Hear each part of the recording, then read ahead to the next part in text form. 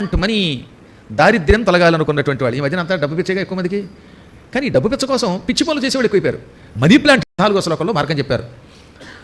చవితి నాడు, చతుర్థి నాడు, ఎప్పుడు చతుర్థ్యాం అనగా అది శుక్లపక్షం అవ్వచ్చు, కృష్ణపక్షంలో చతుర్థి నాడు పొద్దున్న లేవండి. లక్ష్మీదేవి యొక్క పటమో విగ్రహమో పెట్టుకోండి.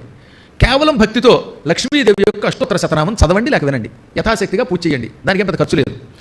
ఈ మాట ఇందులో ఉంది, సూత సంహితలో ఉన్నది.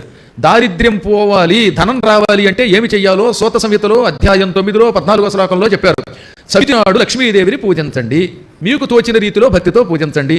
3 లేదా అంతకంటే ఎక్కువగా బ్రాహ్మణోత్తమని మీకు తోచినట్టుగా అన్నదానం చెయ్యండి, స్వయం పాకం ఇవ్వండి. ఈ లక్ష్మీదేవిని మాత్రం ఉపాసిస్తే దారిద్ర్యం తొలగుతుంది, లక్ష్మిని పొందుతాడు. మహాలక్ష్మీం అవాప్నుయాత్, మహాలక్ష్మీం అవాప్నుయాత్ అన్నారు. ఆ శ్లోకం ఒకసారి చెప్పిస్తానండి. చతుర్థ్యాం బ్రాహ్మణాన్ శుద్ధాన్ లక్ష్మీం ఉద్దిశ్య భోజయేత్ దారిద్ర్యం సకలం త్యక్త్వా మహాలక్ష్మీం అవాప్నుయాత్.